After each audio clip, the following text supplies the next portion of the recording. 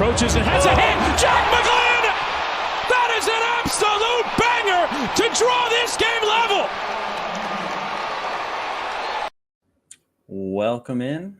We're going to do a little check here, make sure we're good, since I went old monologue for 15 minutes last week. So what is up? Let me know if you can hear me.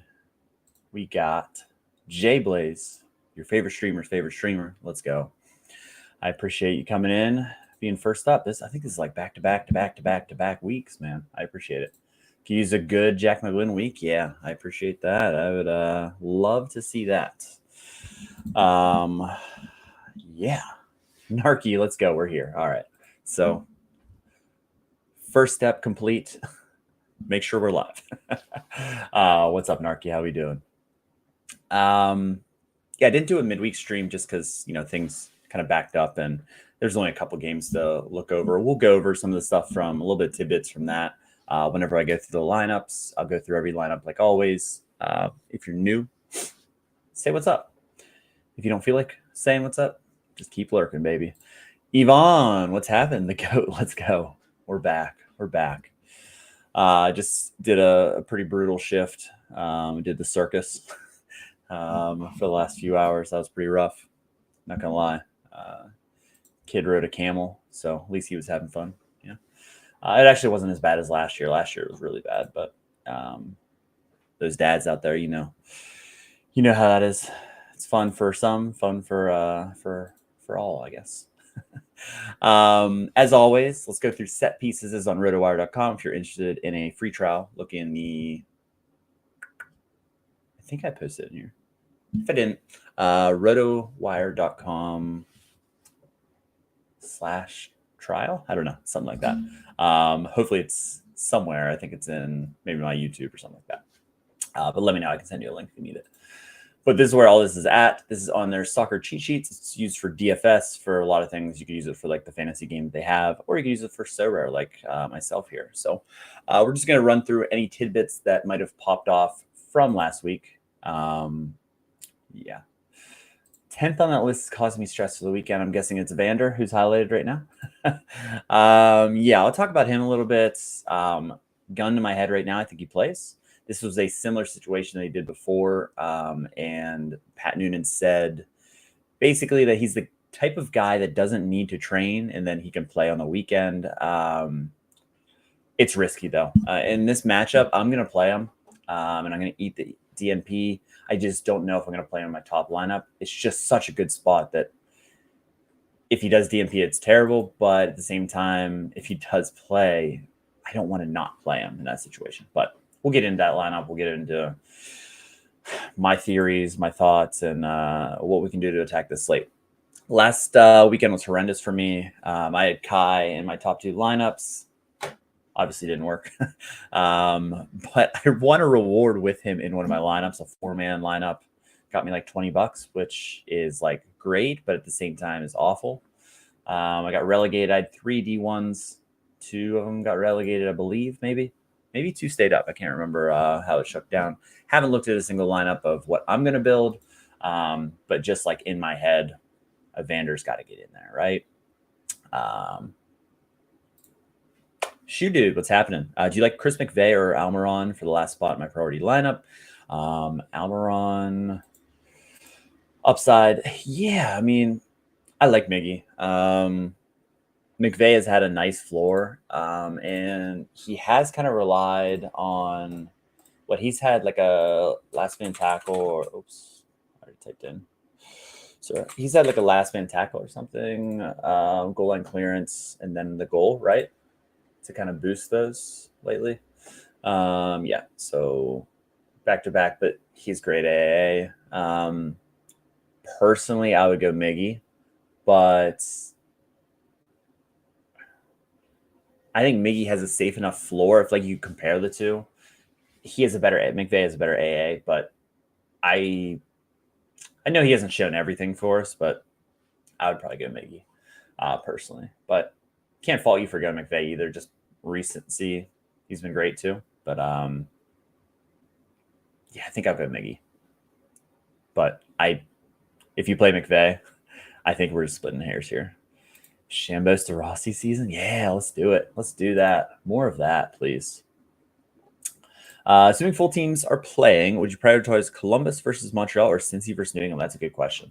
Montreal is sneaky, like they're a thorn in your side, and they got the new coach bump or new interim manager bump last time out. They just hang around. Like no one's blowing them out of the water by any means, outside of maybe like once. They're not winning, but they're all road matches. I would probably prioritize Cincy, assuming everyone's playing against New England at home, TQL Stadium. I think they have a chance to pop off over Columbus, but both are really good spots that you're going to play mixes of both.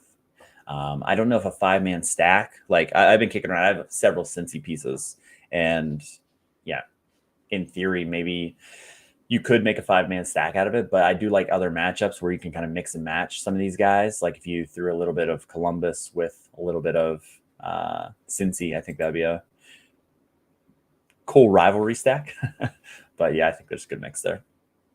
So let's get into set pieces. Keep firing questions. If you're new here, I just bounce back and forth. So don't think you're going to get me off the rails. Already off the rails. So Atlanta starting off, Saba's still taking a decent amount. He took more than Moranchuk last time, 4-3 split. It just depends on the side. Moranchuk finally got on the tally, which is good for Moranchuk holders who have been very disappointed so far. Hopefully you can build off that a little bit. No Lennon, no Miggy, Mascara. Obviously is hurt right now, but it's still gonna be a split between those two. Miggy took 2 in game 5, none, so that's not a trend that continues. As far as Austin, it's still Owen Wolf. He took all 3 last match.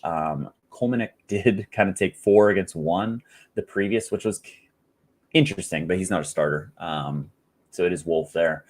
In my Radar Wire article, Deeks Diamonds, I did mention I do have a little bit of love for the Austin back line. So, yeah.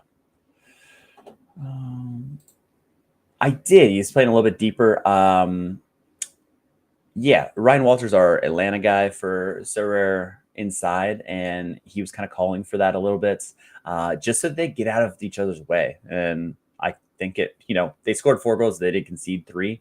But him kind of playing, we talked about last stream, they're just kind of running into the same areas and just kind of bunching up. So I kind of like that in terms of, I think it's going to space everybody out a little bit and could be better for Atlanta's finishing product. What that does for Moranchuk's scores might help him a little bit. Maybe it takes away some of the decisive capabilities, but he's still on sets. I would kind of compare it to like a Chambos kind of situation where he's been playing in the midfield in, like an 8 role instead of playing in one of those attacking mid roles. So I would think it's kind of like a similar situation where, Chambos is putting up really good AA. He's on sets. So I think they're kind of similar there. It could be good or it could be bad where he's not getting decisives and not getting forward enough. I think he'll still get forward enough that it won't hurt him too much offensively. Cincy, Evander. So if Evander's out, Orjano should be on pretty much everything. No Kubo. Baird might start in that situation where Evander's out. So Orjano would be pretty much on all sets. Could be interesting. If Evander's out, I do project Evander to play. It's risky. I'm not going to lie. It's risky. I've talked about with several people, PSU fans and I kind of kicked around what we thought. We both think he's going to play. And we just don't know whether we're going to fire him up in our top lineup or not. So I haven't built lineups, so I honestly couldn't tell you what I'm going to do either there. In my Radar Wire article, I talked about Chambos and he's probably due for a decisive. He's playing a little bit deeper. So it just hasn't been there. He's splitting, but he's at like a 63% split with Rossi, but it's just those 2 guys. Charlotte has been all over the place. Pep Biel has been the guy that's had the biggest boost, I think, from last season compared to this season. Westwood still has taken the most, but he has 6 in this match, which, is huge comparison to what has happened previously. Pep Biel's the guy that I would be interested in as far as set piece takers. Zaha has taken a couple short corners. He just has had a slow start, but, he could go on a run where he starts to score in the 80s, but just hasn't happened yet. Dallas, Lucha Acosta's AA hasn't been there. It's just been kind of goal dependent. He's scored, though, multiple back-to-back matches, right? So, yeah, as far as he goes, why are we scrolling off? There we go. He takes them all. So that's what you're looking for. Aaron Herrera had that weird kind of, he asked for a sub really early or whatever happened there. Interesting. We'll go through lineups. Danya is our DC United expert. So we'll go through what he thinks, and I'll give a little tidbits of what I think as well at that situation. I am an Aaron Herrera holder. So after 33 minutes, that was just bizarre. I'm not really sure what happened there, but we'll get into that. Peglo, if Herrera's out, you would think he would have most, if not all. Schnega's taken a couple, but that would just be a big boost for him. Pirani took a couple at the beginning of the year, but then that was kind of it for him. Ryan, let's go. I appreciate you becoming a member. If you're new, I guess it's monetized or whatever it's called. I threw that on there. You don't really get anything else, but it just kind of supports me. It's only like $1. It's not like I'm not trying to get a bunch of money from it, but I had the option to put it on there, so I just threw it on there. I appreciate anything you guys do with that, but don't feel obligated. But Ryan, I appreciate, can rarely make these streams, but thanks for the work. I really appreciate it. Ryan, you've been around forever, man. So I appreciate that for sure. When I get done with school here in we're coming down to the last 2 months. I'll do some actual midday ones like 12 o'clock p.m. Eastern, call it 1 o'clock p.m. Eastern time. So like 9 hours earlier than tonight's show. So to kind of hit more audience and be a little bit better for other people. So I appreciate it. Maddie, let's go. Our Bundesliga expert at Sorare Inside. You're the legend as well. Would sub to a Patreon. It's all right. We're just going to keep it as this. I did have this Patreon before I joined Sorare Inside, but I shut it down to join Sorare Inside. If you need a Patreon and you're looking to throw a couple bucks here or there, Laird started one, and it's a great community over there. So definitely going to plug that. He's done great stuff for the streaming community and everything. So if you're not already in there, you can talk with some great people in that Discord for joining that. I think just being in the Discord alone is worth, whatever the entry cost is there. And obviously just supporting him is the reason that I'm in there for sure. But no Patreon for me. I tried it once and we're all good. You can find me in here, and everything that I guess advice or lineup questions is just, if you're in here, they're great. And if you're not in here, you can catch it on the replay. And while you can't ask questions, usually most people ask questions that a lot of other people have. So I appreciate all the support from everybody though. And again, I'm sorry for the European audience that you guys are in like the middle of the night with me now, and I'll get you better times, I promise. Especially when like all the other leagues are done and you're really going to be jonesing for that MLS content whenever we're just in the doldrums of MLS season, in the heat in Houston, and just loving life. So Chicago Fire, Zinc on the board. Like Maddie says, 4 a.m. for me. That's crazy. I appreciate the love at 4 a.m. Man, I don't know how you guys do it. I don't sleep very much, but 4 a.m. is crazy. Zinc got on the board. It's nice to see him after a really slow start get up. Yeah, it's kind of crazy there. Gutierrez has been rolled out. So Zinc is going to be all over all sets. Haile Selassie came on. He's taken like one each match. You can see there since returning, but he's like a super sub. Usually comes on for Zinc. That's kind of how the rotation has been going. So it's one or the other. Let's go. Big game. Yeah. I mean, how excited are you that Vermes is out, or is it kind of like bittersweet because he's been around for probably the entire time that you've been a fan, or, the majority of the time you've been a fan? Alex is our Sporting Kansas City. I don't envy him whatsoever. It's been tough for Sporting Kansas City this year, that's for sure. And new coach. So a lot going on. 7 p.m. for you. So you're on Pacific time. Nice. Good to know there. Break from college for another 10 days. Let's go. Sleep schedule is horrendous. Yeah. Oh, man. Back in college, sleep was just, you'd sleep in and go to bed late, night owl. Now it's just tough. 9 out of 10. Excitement for the future. He's been the only coach since UFA, so it's kind of weird. Yeah, I knew you were young. I didn't know how young you were, but I knew you were young, so I figured it's probably the entire time, right? Yeah, that's crazy.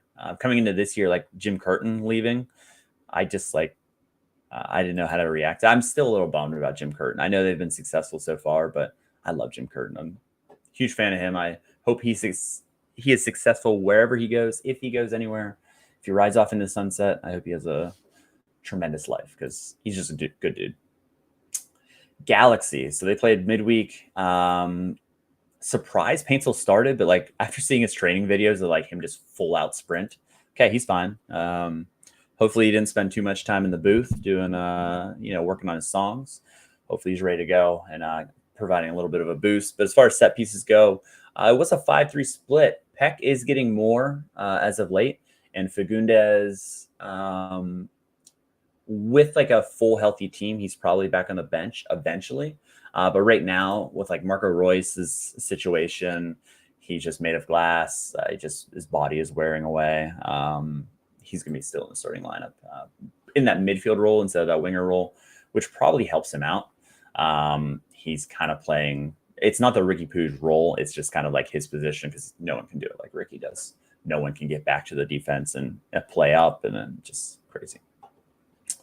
Apparently going to make some calls. I would love to see it. Sartini would be so fun. Yeah. Either of those guys, if they go, you instantly have a likable coach that is going to have a nice runway, and I like the pieces that you guys have, like the Aris, or however you say it, double swap. Shappy has looked good, he's taking sets, things like that. I think you have some pieces there. It's just, there's still a lot to be done. But maybe a good summer transfer window, things can start turning around. New gaffer. Yeah. Houston, Jack McGlynn taking most. It's nice to see that Lodera has been starting and not taking them away. Kowalczyk taking a few. Is interesting as well, but it's Jack pretty much solely, which is great. The fourth game where he took 14 is just insane. You love to see that. So love to see my boy. My streaking this week, I am not. The first time I actually played the streak was last week, and it did not go well. My only all in season. So my two Kai lineups obviously had that DNP, and they were non-in season. So the 5 in season actually scored worse than the 4-man Kai lineup. So I am not streaking. I'm still on 0. I'll put another lineup in. It's not high on my kind of list because I don't want to sub-optimize my lineups. I want to, in theory, give my chance like a best chance of winning. And I feel like playing 5 in season doesn't make sense. But with Kai out, that was kind of my out of season classic card that I was playing. So I just don't know. It's like my lineup building doesn't start until either after this stream or tomorrow morning. So like I've thought about them, but I haven't really put like pen to paper really. So I assume I'm going to go streaking. Just I don't have a streak. So what about you, Ryan? Are you rolling here? Because I need to live vicariously through all of you because I can't. LAFC. Yeah, the Masters thing. That's why I played for the first time. I think that's pretty cool. You qualify for that by yourself if you make it. It's just I don't even know if I'm going to be able to get to 3. Weeks are dwindling down, and just I've had some injuries to my in-season cards, but yeah. Yes, Messi's the worst card to own. Everyone's been saying it. Harry trades. It's been brutal to have a Messi. I bought a Messi. I was excited about playing a Messi, and I've played him successfully, I think, once. So, yeah, it saves the lineup whenever you're playing Messi. With Messi this week, boy, I just don't know. Back-to-back home games, sure, he could play, but he could rest. He played the full 90. It just feels like he's not going to start, come off the bench. But with them losing the first leg, I really think, you would think the second leg, he's going to start that one. So like that's kind of like I'm trying to work backwards. Okay, he's going to start that one. Is he going to start the weekend and that one whenever that's a really important match, whenever they're already down 1-0? It's really tough. Hey, Maddie, I appreciate that. I really appreciate that. So I don't really know. Danny Bouanga has been, again, he has not been good. Just hasn't clicked. He's been slow start. As a guy that I thought could do really well this year. I mean, he's been good for several years. He has a very, very soft schedule coming up, which I think he can bounce back. So I didn't buy one. I don't own one. This is just speculative. I think he could bounce back, but man, the form just looks bad. Hey, Deco, what's up? I don't see him starting. He played 90 and then lost for like, yep, that's exactly my reasoning as well. But like, I've been so tough. It's just whenever I think he's going to start, he doesn't. It's been bad. Ryan, you don't think so either? Good. And yes, he could very well go off the bench and score 100 versus Toronto. Yes, that is very true. At home, Toronto reeling. Yeah, that's very possible. Last match, Denny didn't take any of the sets in MLS play. Under took one. Him and Delgado took two, but it's usually Denny's on all. David Martinez didn't start midweek, so I do think he's going to be starting on the weekend. Smolyakov, the rotation they've been kind of doing, Hollingshead out, him in, so I think that's going to happen. Jordi Alba, I've kicked around the idea of him. This would make sense for him to rotate to get a little bit of rest. It would make sense. But at the same time, like, he hasn't been rotated yet, other than having a red card that he had to serve from last season. He hasn't rotated yet.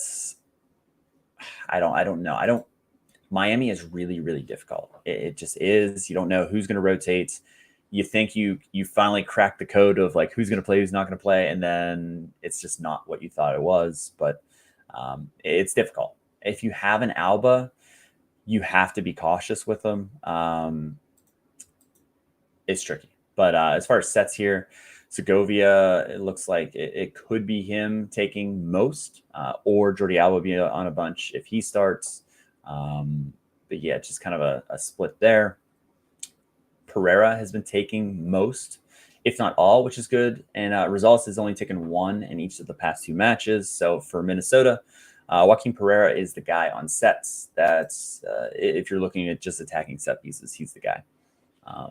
With several injuries to the team, that midfield looks pretty locked with those three guys, Lode, Pereira, and Will Trapp. So with Dotson having that severe injury, it kind of seems like that's going to be the midfield moving forward. Yeah, Montreal, it's been a split for the most part between Duke taking the most, and then Sealy took 5 last match and 5 the previous match. So Sealy is getting a huge bump. This game 6 was the first under the interim manager. So that's kind of the split that we might be looking at. Caden Clark hasn't taken in 3 matches. He took 5 in game 3. So yeah, that's very interesting there. Tom Pierce, when he's on the pitch, he takes a lot. Yeah, difficult as well. Back to press conference, man. Yeah, getting all those in. You do Bundesliga and second Bundesliga. That's tough work. So yeah, shout out to Matty on Sorare Inside. He's putting in the work at 4 a.m. his time. I appreciate you. And thanks for stopping in. It's awesome. Speaking of 100s, Carlos Hill, he's back. He's back. They have played 1 match less due to being off during that international break. He's the guy. Jackson Yule's taken a few. That's kind of just left-sided corners he takes at times whenever he's on the field. But yeah, Carlos Hill, it was good to see him back, but I don't know if he's back this week. Tough matchup, and a matchup we're attacking the other side for sure. Dunk, let's go. What's happening? Thanks for popping in. Nothing much. Just enjoying breaking this slate down. MLS back. I would love if there's a Friday night match. They toyed around. I feel like New York City did a few last year. I would love just a standalone. Give me a standalone Friday night match tomorrow, just to ease us into the weekend. I do like how they've staggered the slates. That's huge for me. Like, just because, like, as a just breaking things down, updating my Google Sheet, all that. If there's some like time between them, it allows me to get a bunch done. And then it's not like the back end isn't as bad, which has been really nice. David, what's happening? Hello, hello. Welcome in. Over on Twitch.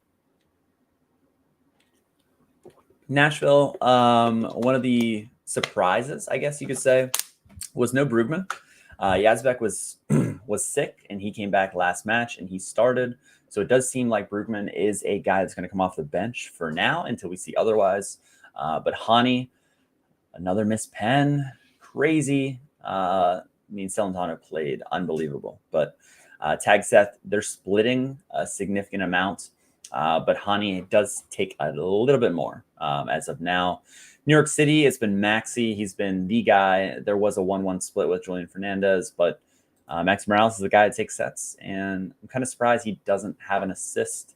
And, you know, in the next couple matches, I would think Maxi has a really high, especially at home, a ceiling game. But is it going to be this week? I don't know.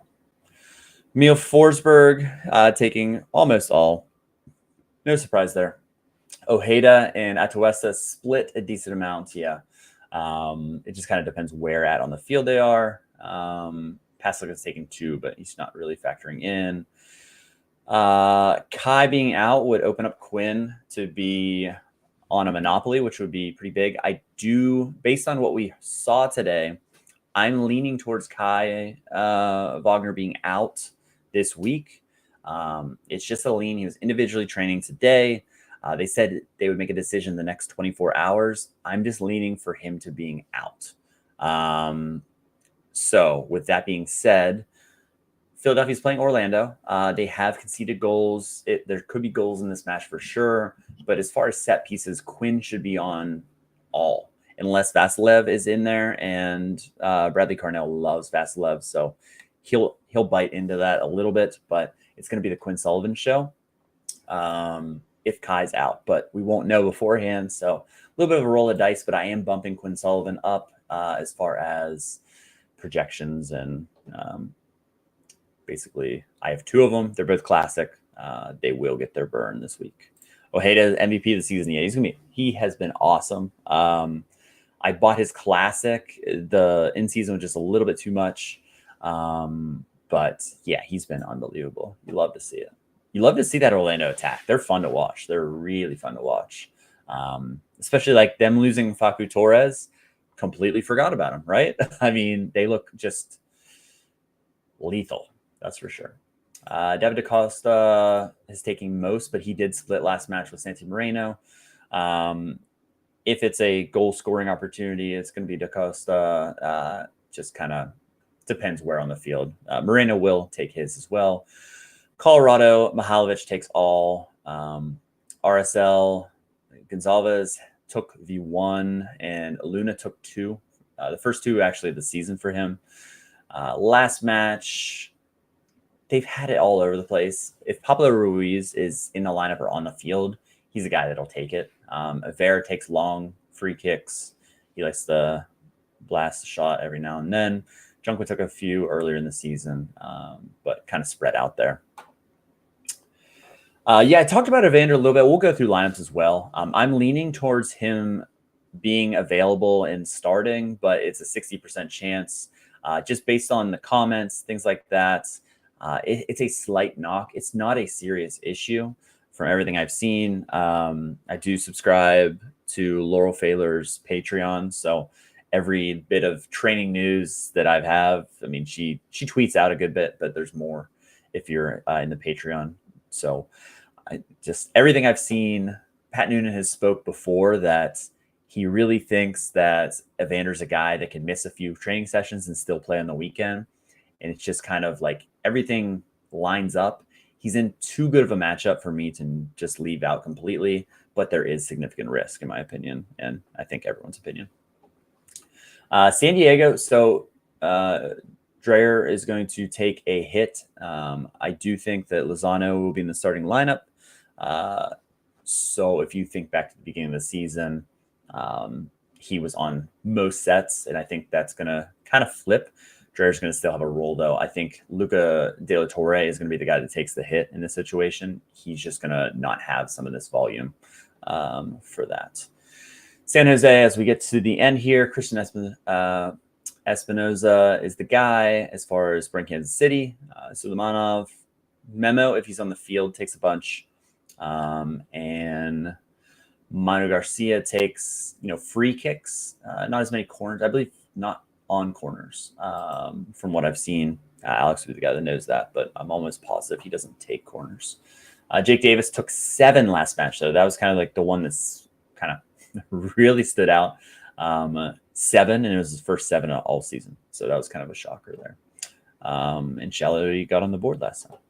Would you play Lozano or Zuni? So that's a good question.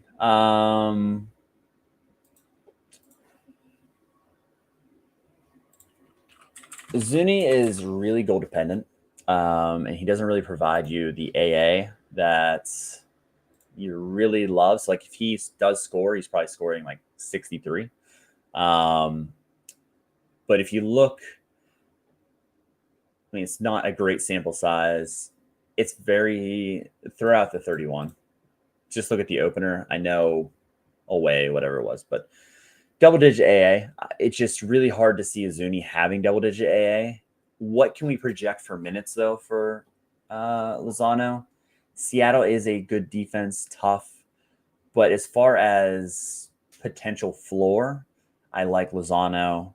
Even in 60 minutes, I think his floor is still significantly higher than Azuni. But I don't hate Azuni as far as, do you want to get a guy that has a decent chance to score against Portland? Portland's been good on the back end for sure. But this is kind of what you're looking at. Back-to-back goals in all competitions. He did score the last match, but 4 AA, 8 AA. I mean, that was 14 minutes, but playing Andorra, kind of throw that out. But if you look at all these other ones, just 4 AA, 3 AA, you don't love that. So that's why I would lean Lozano as well. So yeah, I would agree with you there. I would probably go with Lozano. Yeah, makes sense. We don't need that up, actually. Last few teams, Rusnak, I mean, 46. I feel like that's got to be the highest, right? Highest taken so far. Berhalter, I think, second, and Espinoza third. Just, we can sort by that later. But yeah, Rusnak takes all. Jesus Ferreira has not looked good whatsoever. That's for sure. Yeah, just back-to-back double digits, 8 the previous. It's just, you love to see that for Rusnak, getting all the chances.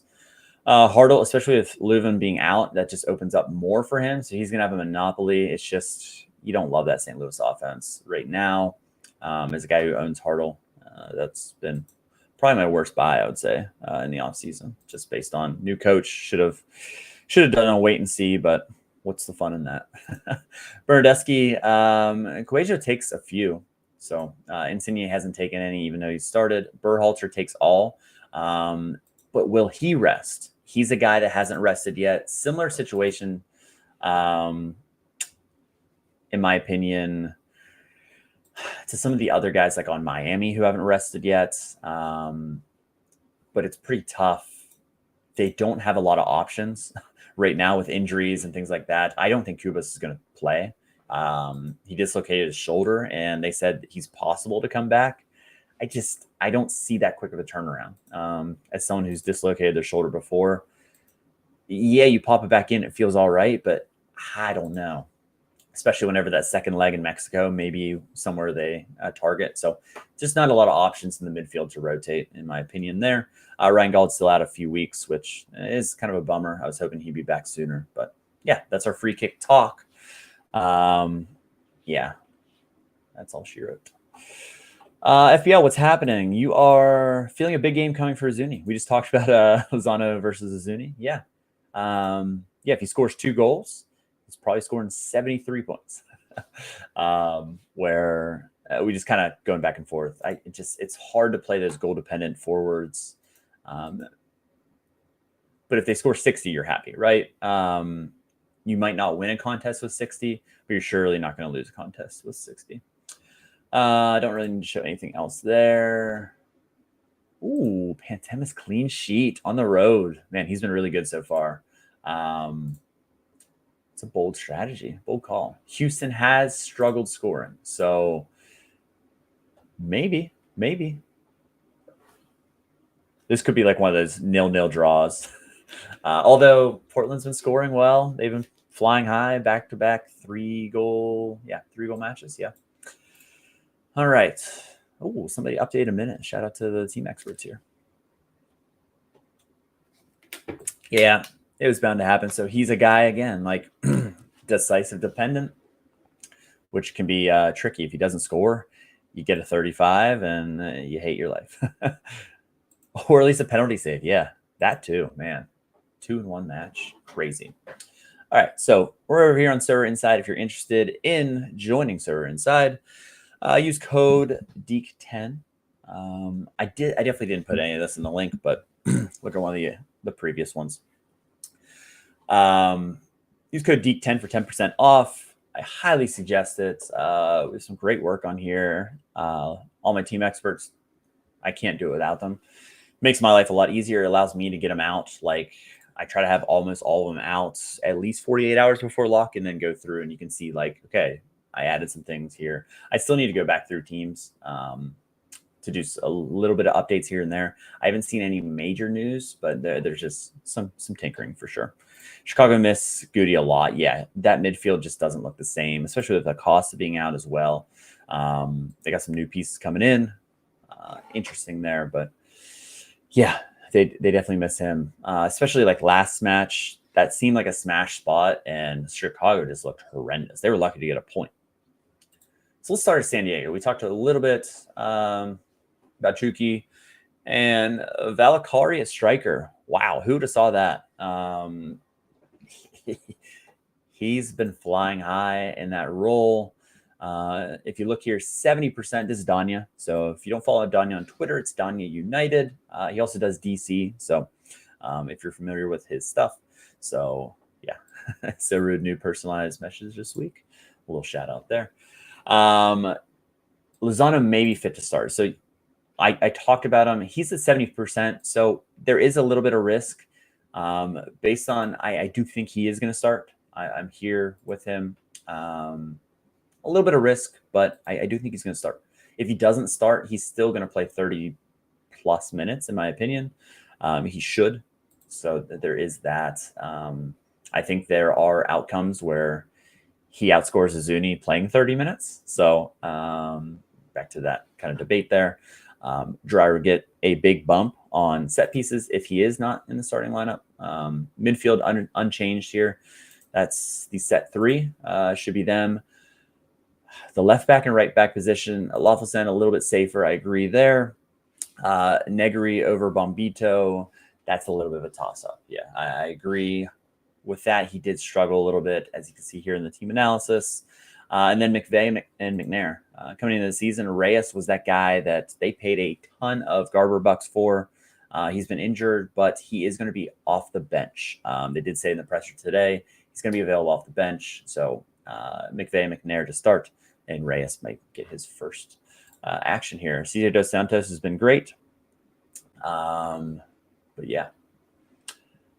Peyton, what's happened? I'm actually just going through. I talked about a bunch of teams, but I'm just going through lineups now. So still got time on Portland. Don't you worry. But yeah, we're just going to go through all the lineups, and that'll be the stream. So if you miss a team, I will go back, but it just kind of derails and adds more time. Not that that's a bad thing, but I will go back. Just if you're kind of watching this back later, you can just kind of zoom back, and I do go through every team. So no worries there. We're just starting at the top, and we're just going to go down to the bottom. So San Diego at home against Seattle. Seattle, the question mark is, does Christian Roldan continue to play right wing? I project him to. That allows João Paulo to play here. Christian Roldan will slide here if that's not the case. Manungu might be the guy to start in that case, but he hasn't started in forever. Musovski, knock in training. He went early on Tuesday. He was training individually on Wednesday, dealing with some aches and pains. Nothing crazy, but that's why I just kind of docked him. He shouldn't start. I kind of toyed around with Jesus Ferreira maybe sliding over to one of these wings and him sliding back. But as of now, I feel pretty good about that. Unless there's a surprise elsewhere.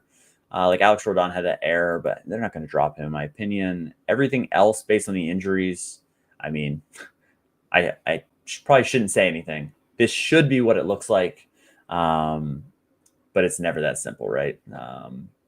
As far as training, we did get some training news just to kind of update you guys on Seattle. This is all on here. I think think we go overboard maybe sometimes. I think I go overboard sometimes, but I try to do as much as I possibly can. Just give you a little bit of insight. The beat writers is where I get everything, and I compile this. I don't have any inside sources. Yeah, it's kind of tough there, but Ariola out for the year, in my opinion. I don't see him coming back. ACL, he's done. Both De La Vega and Morris are training, but wouldn't expect them back this weekend. That was just like pretty much a quote. New signing at the facilities, but he's going to need around a month to get full fitness and integrated in the team, and he's waiting on his visa. So, yeah, a lot going on there. Kent probably a month away is what we were told today. Was trying to determine if Rodriguez was going to start for the Quakes. And then I was thinking about Benteke, and he's got to be super helpful in that scenario. Yeah, he has to be super healthy. It just comes down to Nick Lima, and we'll get into it, is Bruce Arena's boy. He selected him whenever he was coach of the U.S. men's national team. He called him up. Crazy. He is not that level at all. He loves them. So if they play a 4-2-3-1, you would expect Lima in there, and I guess Rodriguez out. But in my opinion, he's the strongest. He's the biggest. He's everything they need on that back line, especially playing three at the back. How tall is Lima?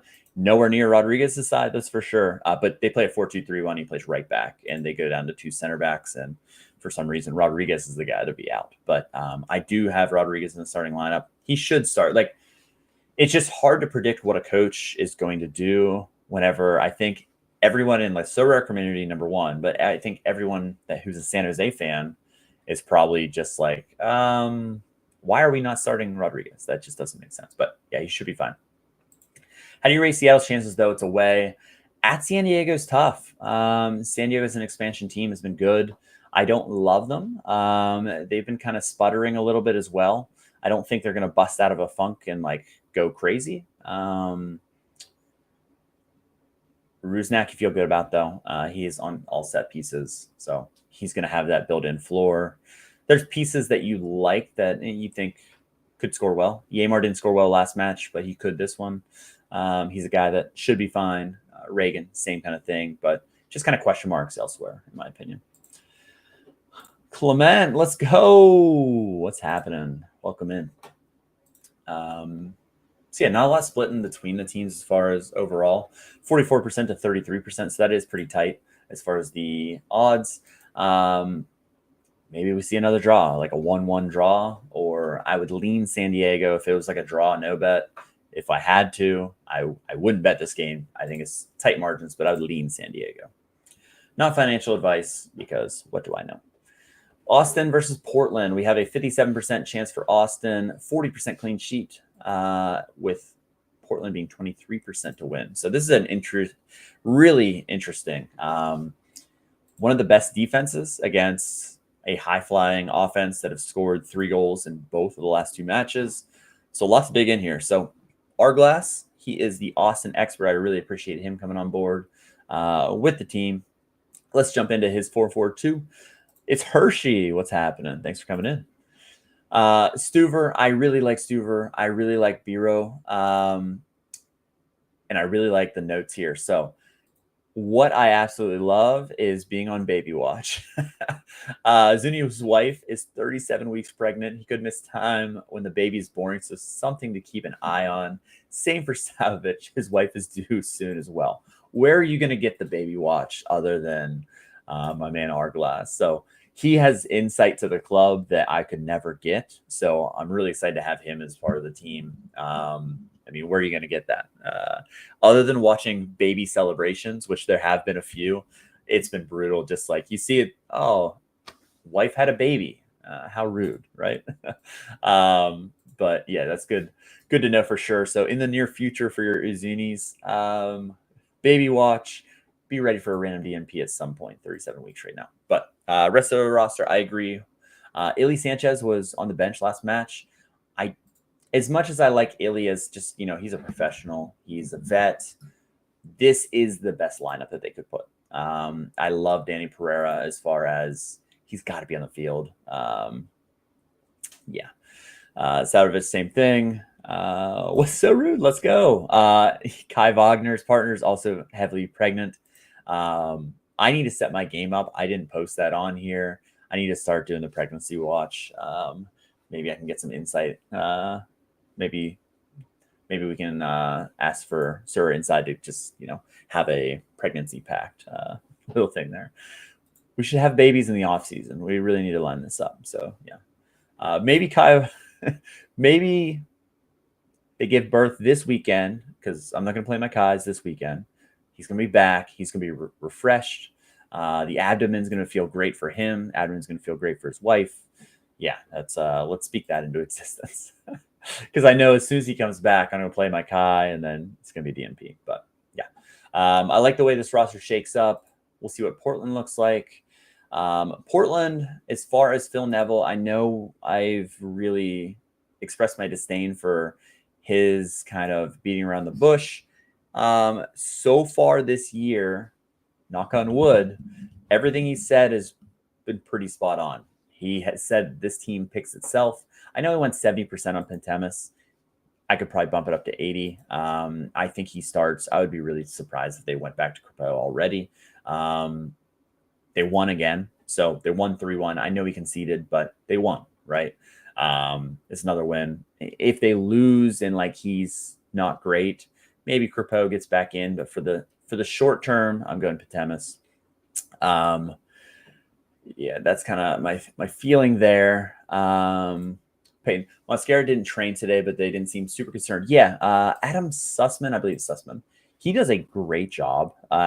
He does a recap of training. He does a little thing. It's like the Throwback Sports Center, little ticker timeline on the right side. I mean, shout out to him. I really like his work and what he's doing. But yeah, it seemed almost like one of those scheduled off days. But maybe I'm high on 80%. Maybe I'm high on that a little bit. With Eric Miller being out as well, we could see they've talked about Ian Smith being a guy that can play that position and would fill in pretty well. And then in an absolute pinch, would be more of a wing back, I guess. Anthony could play that right back position, or Lassiter. Lassiter's a left-sided guy, but yeah, Sussman's awesome. Yeah, that's kind of my thinking as well.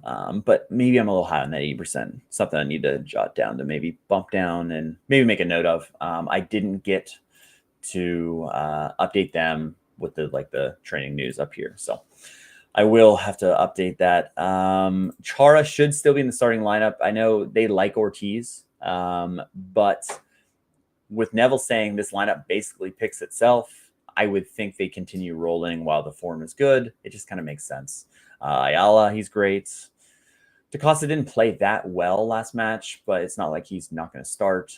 Felipe Mora went off. I was wrong on that one. I thought Kelsey's goal off the bench would get him a possible start. I was wrong. I apologize, but I thought he was in the mix.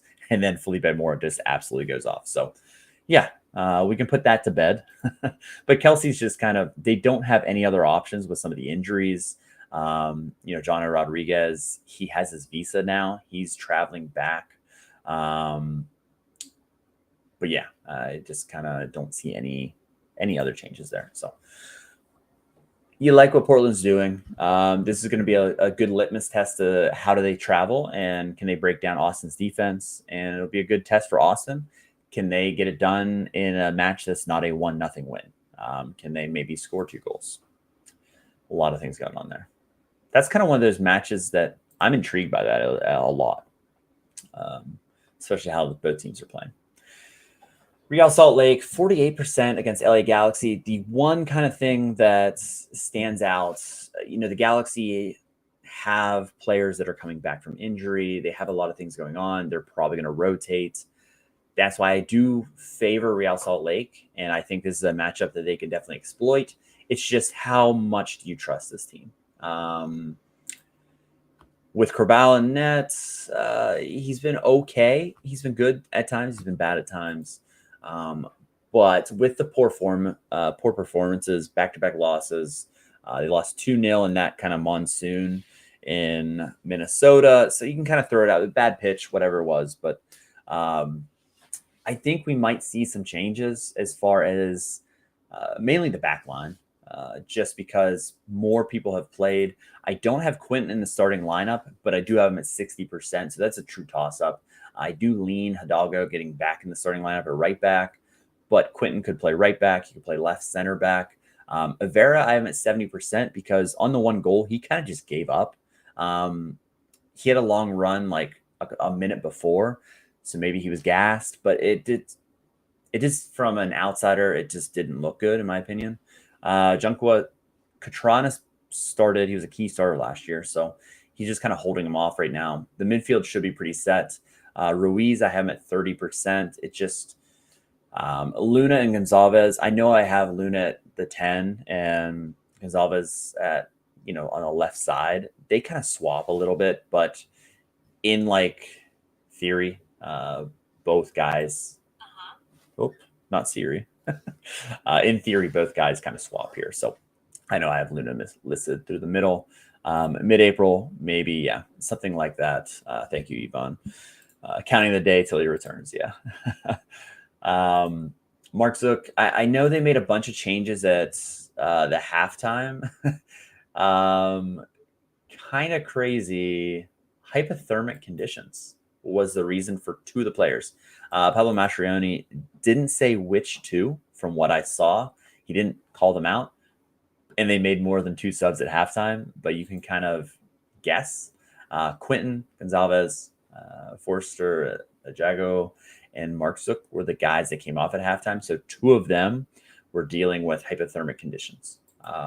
Peel should be back in the starting lineup. Jago's just been poor. Peel had that red card suspension last match, so he's coming back here. And I do think he should start. This is kind of the starting 4. I like Ruiz. I really do.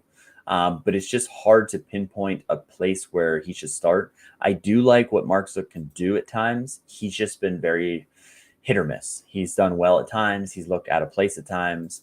But Ruiz could start here as well. And I think that would be like the only change out of these, because you just don't want to change these 2. They're key players. They're basically the engine that runs Real Salt Lake. However well they play is however well the team plays a lot of the time. So I do like them to be able to jump over some tired legs that the LA Galaxy might have. And especially whenever they're looking towards that second leg, this might be a spot where the Galaxy could just, look like what they did the first several weeks of the season. 30% win percentage. And you see a lot of yellow here just because there's a lot of question marks for me. McCarthy did start. And the news that we got of Yoshida's injury, the update we got today, he's out 10 to 14 days with a slight hamstring strain. So it should be Zanka and Carlos Garces in the starting lineup, 90% on both of them, just because I just don't see Zavaleta playing literally 0 minutes this season, jumping into a starting role. Julian Aude was rotated last match for John Nelson. So I do think with that in mind, maybe Nelson plays again the following midweek with Aude starting here.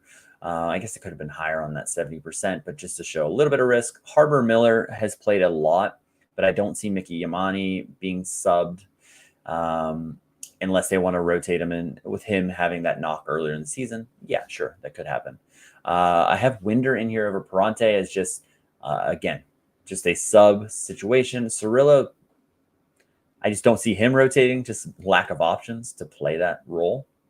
And then I have Lepley starting over Royce. We just shouldn't see him, I wouldn't think. But Fagundes starting at left wing, it just kind of depends. Is Paintsel going to start again? It just, in my head, it does not make any sense whatsoever. Him coming back from injury, you want to not rush him back and get hurt again. So I don't think he's going to start. I think I'll play some minutes off the bench, but I think Fagundes at left wing. Lepley at that left center mid, kind of attacking mid-ish role there. And then Ramirez, sure, he could get subbed. But I still think it's more of a self thing where I just don't want to see Barry in there. But sure, Barry could start. Nascimento had his longest stretch of 45 minutes last match. Didn't really do anything too convincing. And then Peck, he just seems like a guy that they've played literally every match. So I would just be shocked if they rotated him. So looking at this lineup, it's okay, but it definitely could be exploited, especially on the road. So Real Salt Lake, I'm going to give them a little bit of a bump. I think they could have a good weekend, which is pretty rare to see. Inter Miami versus Toronto. Inter Miami is tough. They are tough to predict. You'll see a lot of yellow there, which you hate to see, you hate to predict, but with the congested fixtures, some old bodies, I don't think Messi's going to start. Again, 60%, 40%. I think Robert Taylor's going to start over him. And then you kind of look at the previous rotations. What do they look like? Sergio Busquets, I have him at 90% because he has a yellow card accumulation suspension for the midweek. So with him being out midweek, he should be locked. He should be locked into play this match. Outside of him, Aviles makes a lot of sense to come back into the starting lineup. Just based on that rotation on the right side. Falcone has started pretty much every match. We talked about Alba a little bit. I guess it does make sense for Noah Allen to start here as just a rotation. They have a huge, huge match coming up here. So just kind of tough to see him not get a little bit of rest throughout the season. But yeah. Tuggy, what's happening? Welcome in.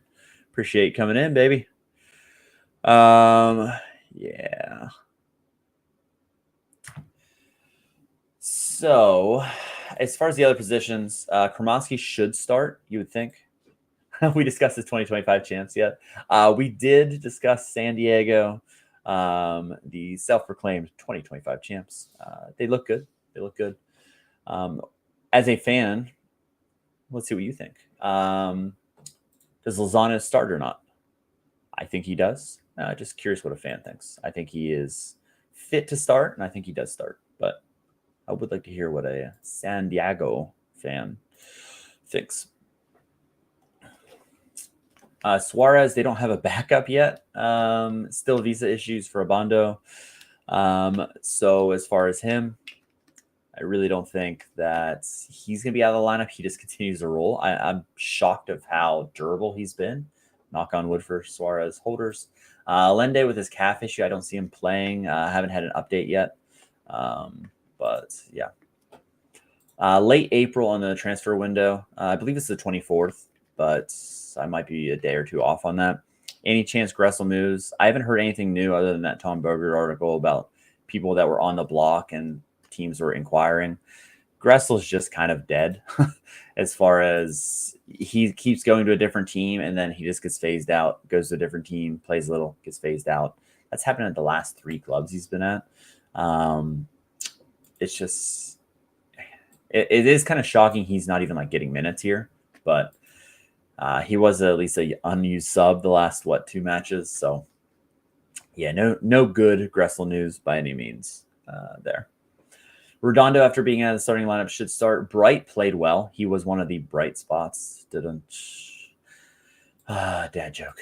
But I would think he comes back the next midweek, especially for Busquets being out of the lineup. It should be a split there with Bright back in the starting lineup. Let's go. All the Bundesliga, both Bundesligas updated for Matty there. Shout out to him for his hard work. And then Lujan, I think Frey's back in the starting lineup just based on their rotation. A lot of this is just based on the rotation that they've gone. So yeah. He was good at Vancouver, yeah, but he gets phased out. Columbus, he was at Columbus as well. Just gets phased out. Little ASMR to put you to sleep there, Maddie. Yeah.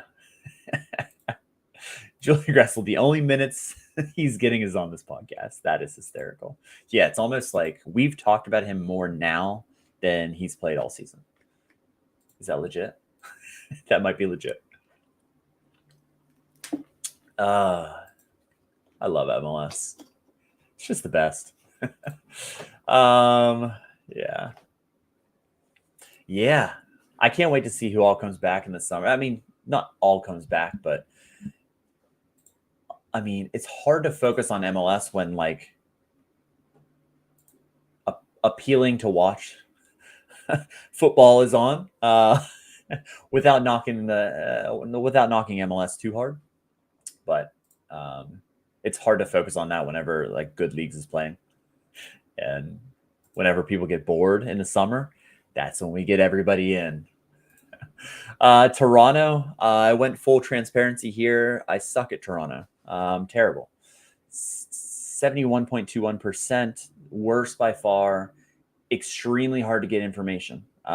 So I bit the bullet. I bought a subscription to TFC Republic to get some more information. I will update them whenever I see anything. But as of now, I haven't refreshed it. Let me refresh to see if there's a new article on there. I haven't seen any like training news. So I'm hoping they post something beforehand and not after lock, because then I'll just cancel it. It's not worth it. But yeah, I'm giving it a whirl. Hopefully they do post like several articles. It's just if like the training like updates and things aren't on there before our lock, brutal. I did talk about RSL being the other one. I guess I didn't talk about, I'll just briefly go through the percentages. Not going to spend too much time here, but it's a little blurry for some reason. But on the season, I'm of it, 85.94%. Loving that. That's great. That would be my best season ever. Midweek, not great, 79.55%. But with the midweeks, it's really hard and a small sample size, which is tough. But I honestly, I'm happy with that. The 11 out of 11 for LAFC was good. And then that previous weekend, 86.78. If I can just keep getting that, I'm very happy with that, to say the least. So if I can keep in that 85 plus range, that's phenomenal for me. And I hope long live MLS if that continues. But whenever we have congested fixtures, it's just really tough. You expect those down weeks for sure. And every congested fixture midweek, that's when I've had those bad weeks. So yeah. I did a 7-day free trial, and then it might be like $7 a month, maybe. So we're going to give it a whirl. And then, I like to support people like that, but you can't do that for every single team. Luckily, there's some people on Twitter that are phenomenal posting updates that help me a lot. But yeah, it's pretty difficult if people aren't compiling it for sure. Midweeks are the worst, yes. And they screwed me over a few times this season. Yes, absolutely. It's really hard. You see even the biggest clubs, you just don't know. And with MLS, coaches flat out lie about the injuries. They don't say them, and then they just pop up on, the availability report, or they don't pop up on the availability report. And it's like they got hurt Friday in training. It should be a walkthrough. They should be not doing anything. Why are people getting hurt the day before a match? It's been frustrating, but I guess that's enough of a tangent. I tried to list on here as much as I possibly could. Richie Larea, he saw a specialist. He's doubtful. I don't see him playing. Kevin Long is questionable with a lower body. We don't know a lot about it yet, whether or not he's going to play. Henry Wingo is going to be evaluated. Didn't hear the evaluation on that. Matty Longstaff, same thing. Surprise. Didn't see him being questionable. He was questionable. He was out. And DeAndre Kerr undergoing tests as well. Brynhildsen is good to go. He should be starting. It'd be surprising if he didn't start. 37-minute cameo last match, especially with Kerr going down. Etienne could play there. Based on the coach's comments post-game, Robin Fraser, he loved what Spicer brought to the table. He thought he created a ton. So him kind of saying a lot about him, and Spicer started a lot so far this season. I do boost him up over Etienne, but that is a toss-up. Insigne, 80%, but like, could they just bench him again? Sure, they could. Corbano has been bad whenever he's played, so I don't see him getting in there. They don't have a lot of confidence in him. Davy Flores, I have him on the bench behind Coelho. it's just kind of a toss-up. The only guys you feel like playing, in my opinion, would be Berndeski. Like, he's the only guy, unless you're playing like a Sean Johnson. Pray to God they don't give up 3. Hold your nose and hope he scores 15. You just don't feel good about playing any of these guys in this matchup. Outside of Berndeski, I think you can play Berndeski. It's just, I wouldn't play him in my top lineup. Enough Toronto talk. New York Red Bulls playing Chicago. This will be a good litmus test for Chicago, coming off probably their worst match in the last 5, although they got a draw. Peter Stroud's been really good. I am still on the Peter Stroud train. I have Carvalho at 10%. I think I'm a lot different than maybe the field on that. I just don't know how you take Stroud out whenever he's really making plays happen. He's got several assists so far this season. Until he has kind of a poor game, I don't see that. Over here, Edwards and Valencia. This is a toss-up. I am even almost flip-flopping between Valencia and Edwards. I just don't know here. As far as Edwards, he's been poor in the last couple. I believe I even made a note. Yeah, he started 3 straight, 2 while Valencia was in the squad, 1 a penalty, but hasn't been that stellar. Yeah, I stand by that. Hack, I have him at 70%. Just as if anyone in the back line's out, it would be him. Cameron Harper, knee, back to full training. Here, Duncan, he was okay to play last match, but the turf, they didn't risk him. And Gengar should be back. I did like what he was doing in this right attack mid position. Him playing more forward, he did have a little bit of bite to his game where he was creating opportunities. He honestly could have had 2 goals in that match, but he had international duty, and then he was sick last weekend. So a little bit of risk there. Carmona started the last 2, so he could be in there as well. And yeah, FPL, he should do well, but again, he needs to have those decisives because it's probably going to be like 10 to 15 AA, hoping for a 75. Like, honestly, he gets a goal, you get 75, you feel great about it. That's kind of what you're hoping for. In this matchup, you would think there's goals to be had. Chicago, they haven't kept a clean sheet from what I remember. Yeah, they definitely haven't. And I don't see it coming here, although you never know. Chicago, that midfield is rough. The front 3 seems safe. Zinc kind of getting after it, but it's just weird that they're getting subbed pretty early. Like, Bamba has gone 60 minutes a couple times. Zinc, same deal. They've gotten the hook early a couple times. Here we go. That long ago? Oh my God. July 3rd, 2024. July 13th. Yeah, luckily for like Brady holders, he does pretty well. He puts up AA. But man, that is insane. That's crazy. So yeah, based on that stat, somebody's going to score for the Red Bulls, right? The back line seems pretty safe. Tehran coming back, but yeah, I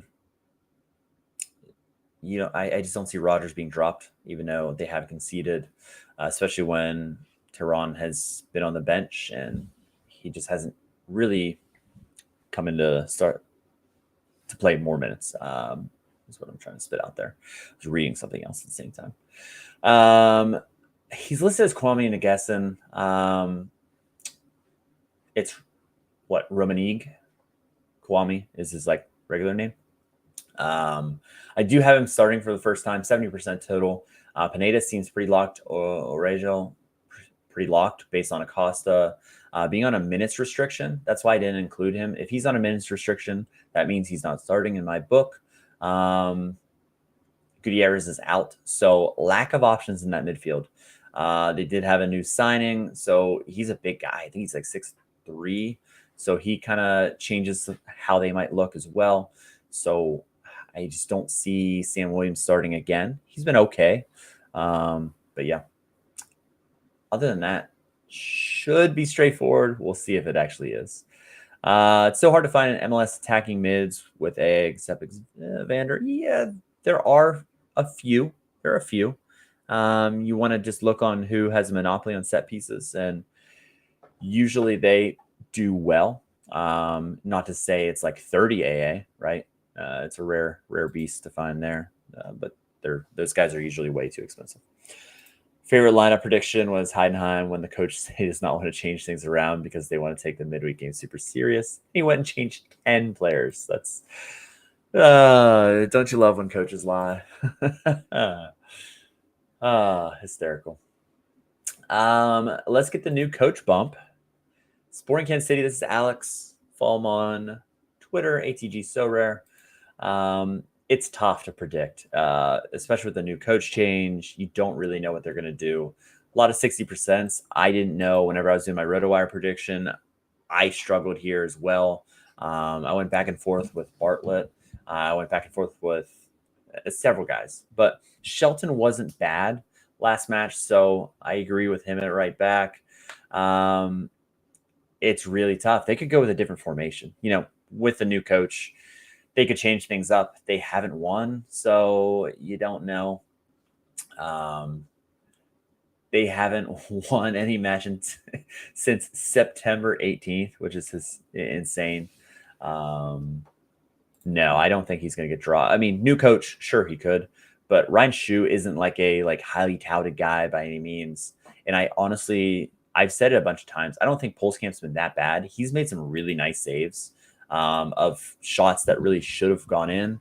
But at the same time, if you're let out to dry and you just continue to concede, sure, maybe they change something up, but I don't think so. My Chris McVeigh just sold.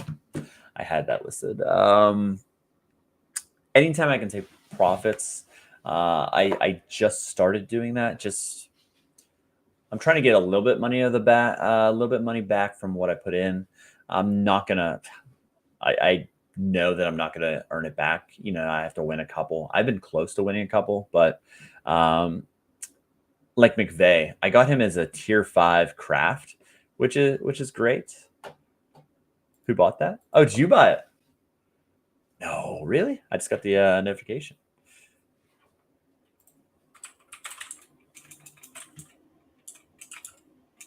We'll use server data. Let's see the McVeigh. Oh, it was a Tuggy. Oh no, it was black. You should have sent me an offer. I would have done less. Appreciate it. Look at that. The old lurker in the chat. I appreciate that. That's going towards a frivolous spend that I don't need the player, but I'm going to buy the player. Coming up here. Brothers and McVeigh. He's been really good. I mean, he's been really good. Good.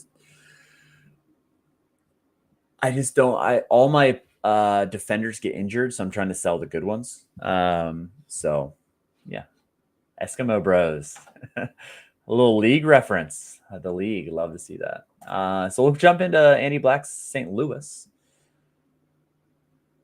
So after the sale. The one thing about this team is Hartle was a terrible hopefully he doesn't bomb a federal building. Oof.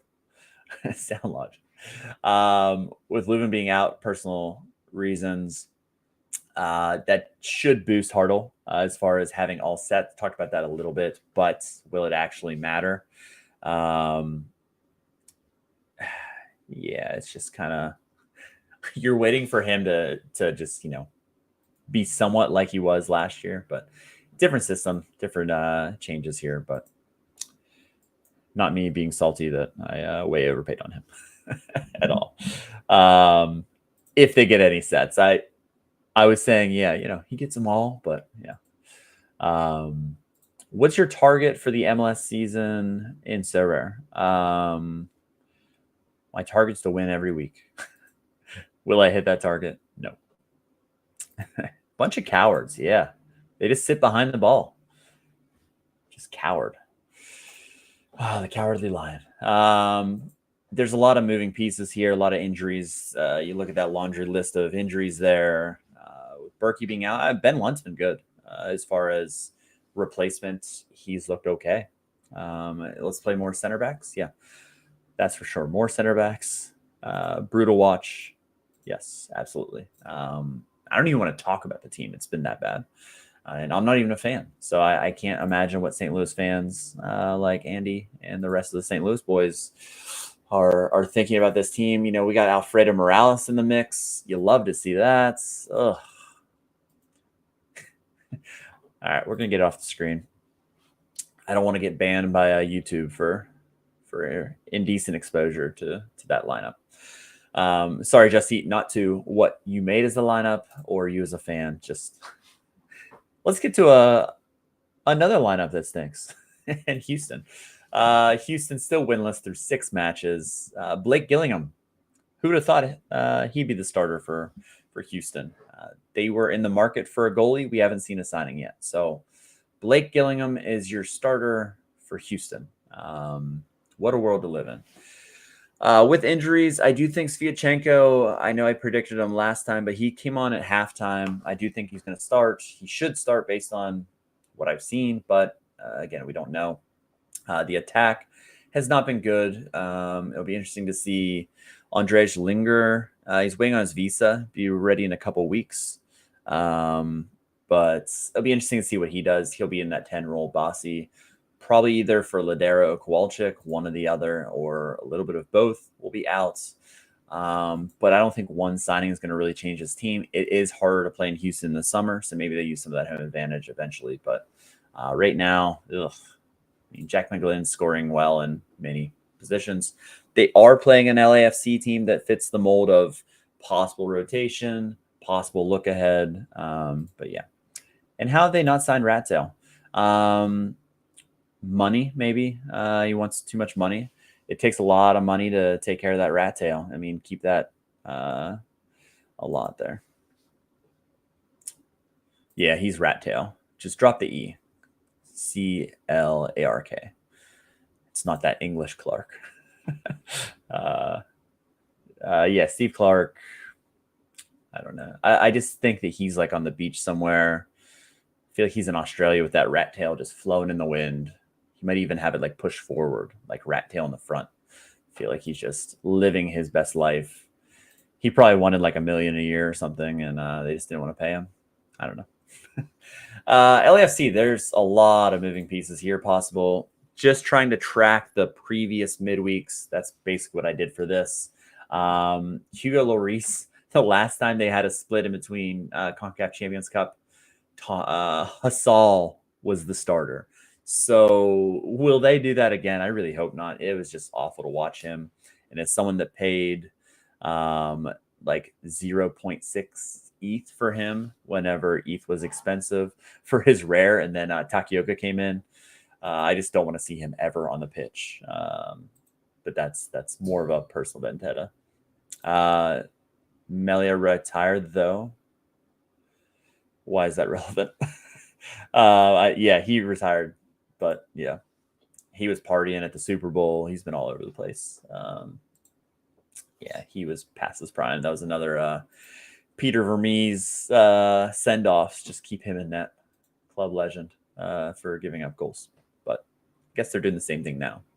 I do have Smolyakov starting. It just seems like the rotation, Smolyakov, Nkosi Tafari have been kind of the rotation whenever it's been these midweeks, rotating those two guys in.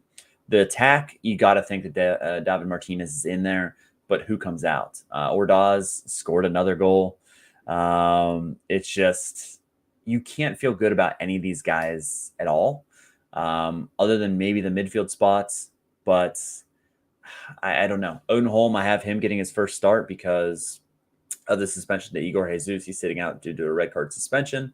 At least if you have him, you feel good about the midweek, right? Although he was going to start anyway, that match. But as far as this team, they haven't done it yet. This is the, like, if they're ever going to play a 4-2-3-1, this would be the week. With Igor Jesus being out, you can play Tillman and Delgado in the midfield. I know this would be pretty attacking, but David Martinez is the 10. You can have Bouanga out on the left, Ordaz through the middle, and Under on the right. But in that situation, you're kind of missing out on rotating some of these guys to be fresh. On the trip to Miami, that's just like a personal thing. Like if I was playing Football Manager, I'd probably throw that out there while getting like a couple of these rotation pieces. But again, that's me spitballing. That's not me predicting it. Yeah. Why is Bonga so off? I don't know. He's been horrendous though. It's been shocking. They have a really easy schedule in the next like 5 matches, but fixtures, if they keep going in CONCACAF Champions Cup, it's going to be tough. So it's just going to be tough. I do think he's going to bounce back and play better, but I don't know what's been off. He's usually a slow starter, but not this slow. Let's get to Evander. We talked about him. Shout out to Laurel giving all these training news. What's better than that?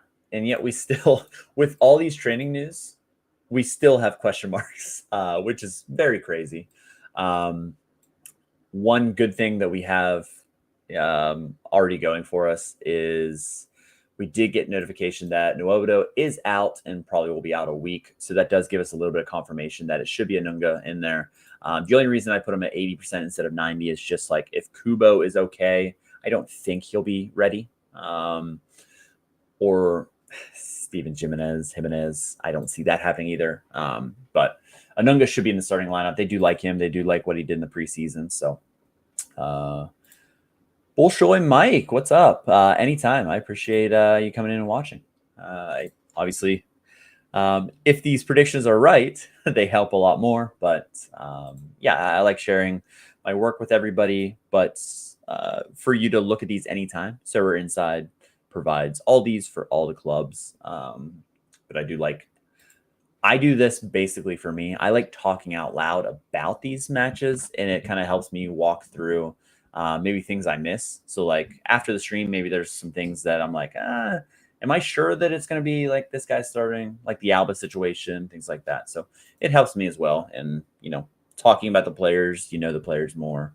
And, in theory, I want to be an expert on everybody in MLS, but it is hard to kind of keep up with everybody. And some of you guys in the chat will bring stuff to my attention that I missed, and I do miss things. It's hard to not miss things, but I appreciate all you guys in here as well. Just vibing out. Since he's in a great situation. I know New England just won their first match, but this is a really good matchup at TQL Stadium. Night, Maddie. 5:10, man. I hope you sleep till noon. Make sure you get your rest. Tune again soon. Yeah, absolutely, Maddie. I appreciate that. The back line. Today's training news, Miles Robinson, Kubo, and Evander are all day-to-day. What to do with that? It's hard to say. Miles Robinson, I'm leaning him starting, but Powell could be in there. It's tough. I think Miles Robinson and Evander are in the same situation. I think Kubo's a little bit behind them. Personal, just as far as starting as well. I don't think they have to start Kubo, where Robinson and Evander are 2 key guys that I do think are going to start. Hadebe is running into delays because there's political unrest in Zimbabwe, and it's hard to get to the capital, which is crazy to get this done. So he's still working on that. He also has a knock, so kind of double whammy there. Meow's got 2 good days of full team training and continues to be evaluated on a day-to-day basis, but they haven't started a plan to get him minutes, similar to what Hagelin did playing for FC Cincinnati 2. A couple of matches to get some minutes and work up there. So I didn't even include him as any percent, just based on if there's no plan to get him minutes yet, they're taking it slow with him. So that's kind of what I have there. Other than that, the team is pretty straightforward outside of those. I would say just Miles Robinson and Evander.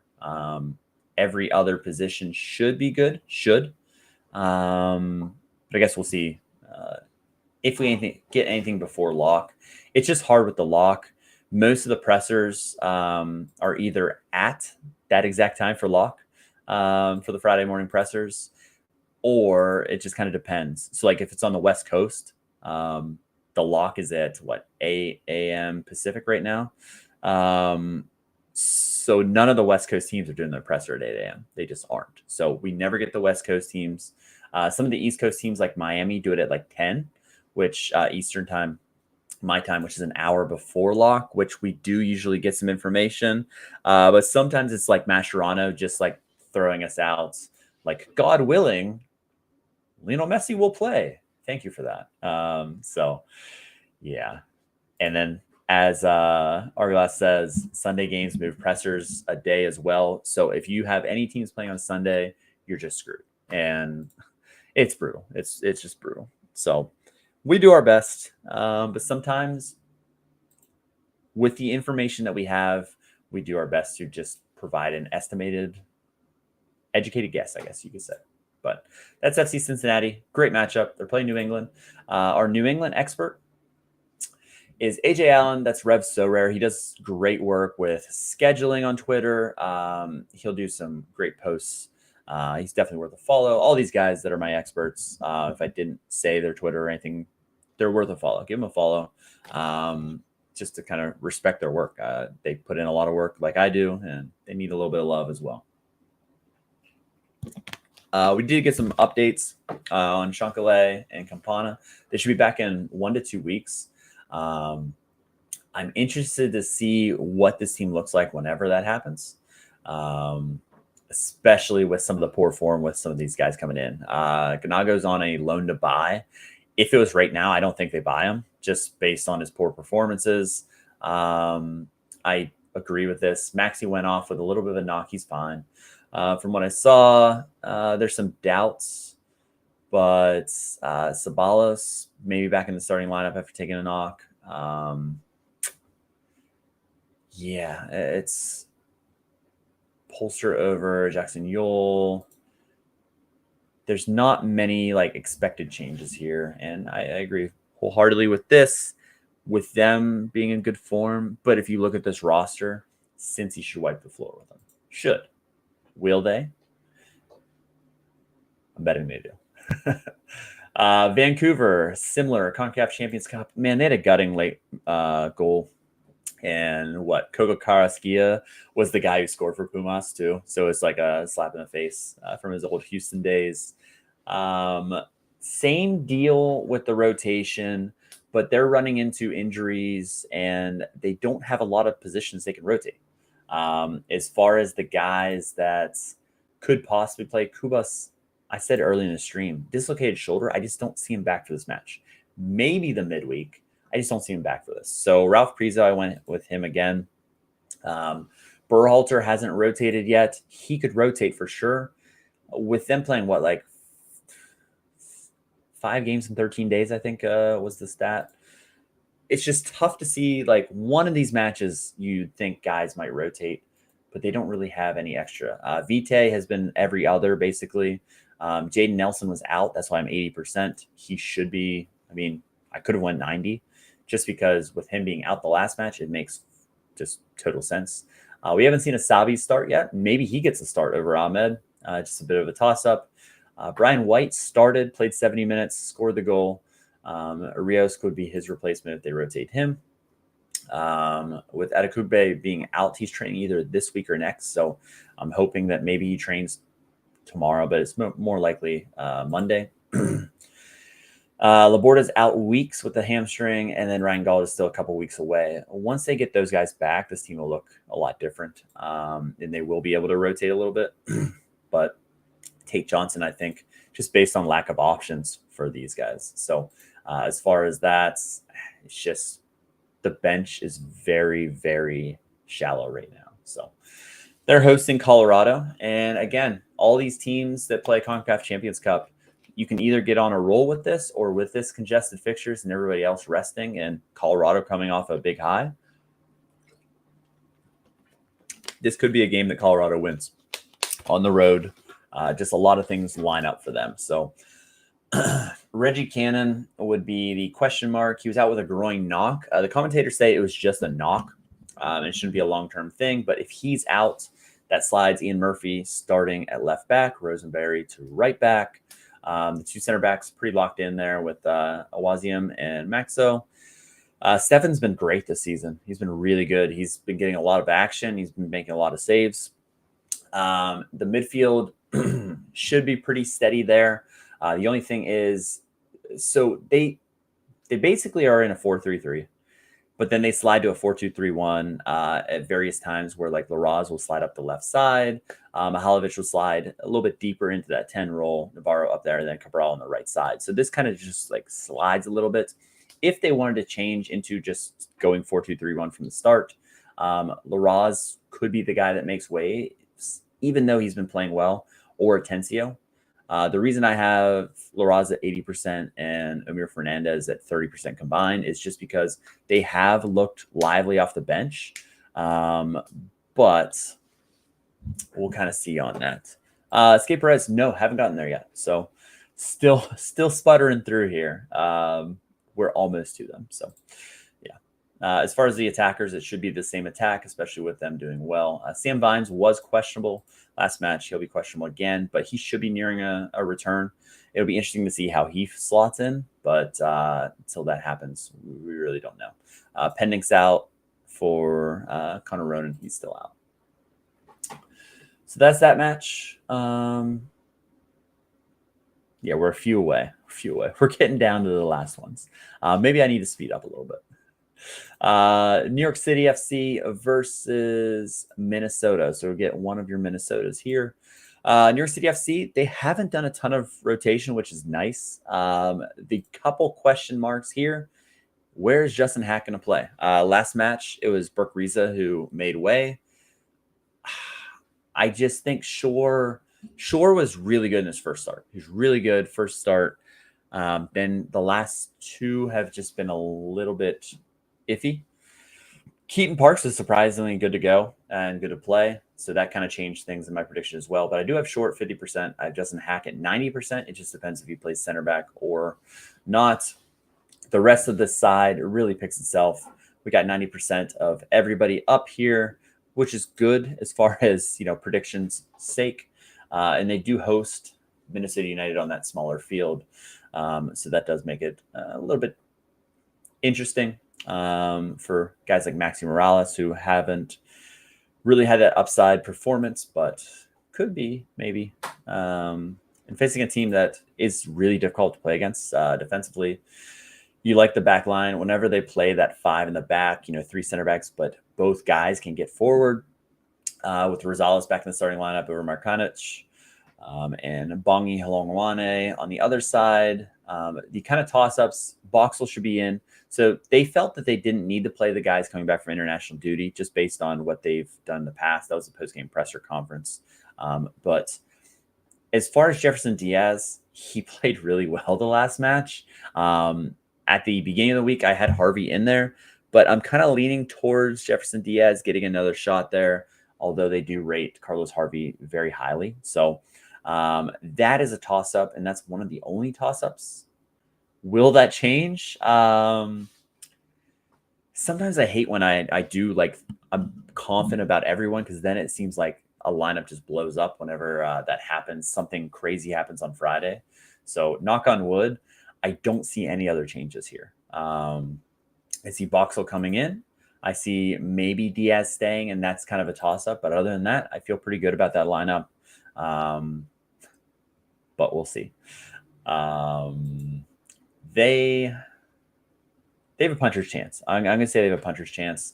I like what I've seen. They were my dark horse at the start of the year. I like what I see.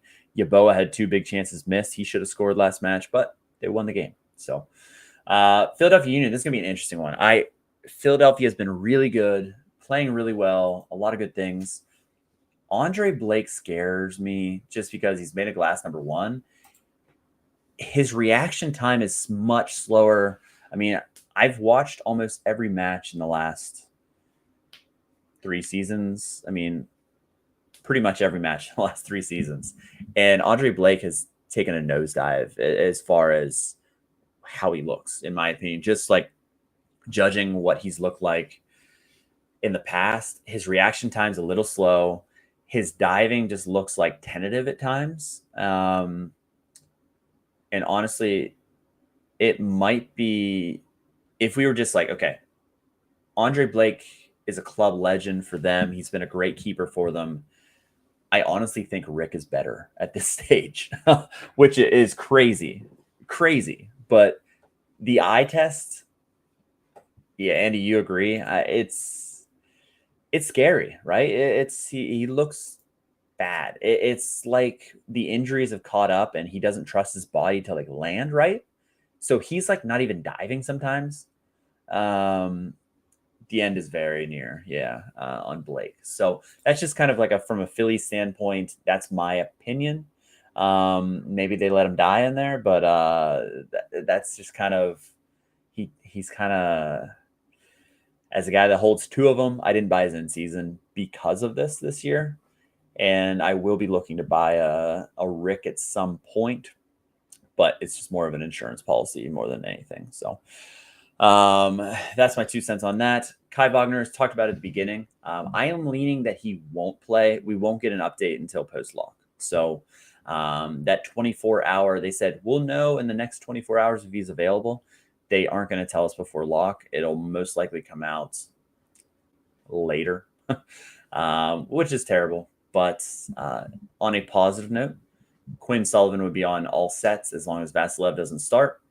So if that's the case, you can bump him up in a match where there should be some goals.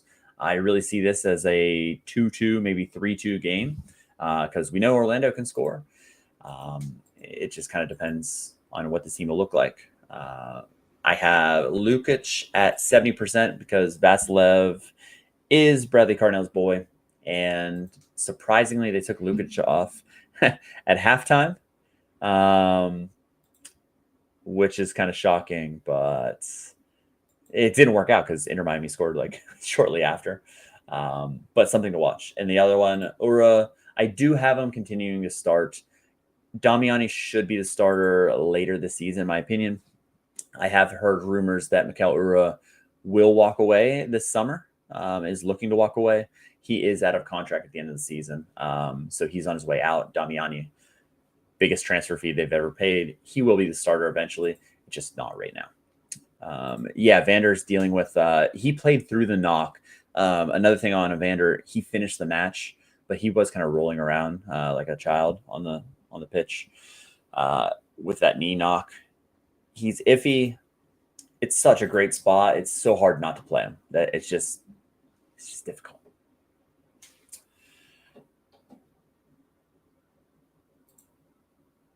What about Donovan? Come on, man. We've talked about this. You got to be the only guy waiting for Chris Donovan to get action. Chris Donovan, I have him here as a bench player. He should come off the bench maybe for a few minutes. He's an energy guy, not much skill to his game, not a starter. You just can't play him. Just please don't play him. Unless we're talking Landon Donovan. I think Landon Donovan right now at his age is better than Chris Donovan.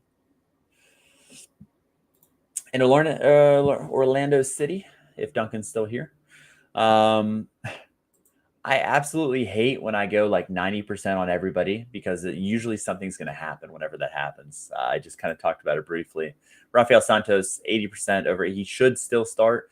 That would be the only one that like this team, based on their current form, based on a lot of things going on, John McCarthy missed that free kick. It was bad, but they're winning, right? And why change a winning lineup? The attack, Muriel decided to learn how to play again, and that's great. Daniel, what's happening? Hey, better late than never, baby. You're just catching the tail end. Nothing wrong with that. Haven't done Dallas yet, so that's a positive. Moving on, San Jose. I am going to kind of start to wrap it up and move a little bit faster, but I am. The voice is going. Just a lot of just dropping by to say I'll rewatch this tomorrow. Straight up crazy. What's happening? I appreciate that. I hope you enjoy the watch, and I hope it's better whenever you watch it back. Deke does Dallas. Hysterical. San Jose. We talked about Rodriguez a little bit. 60%, but add the 10. I'm 70% on Rodriguez. The just extra is Arena gonna arena and keep professing his love for Nick Lima. Yeah.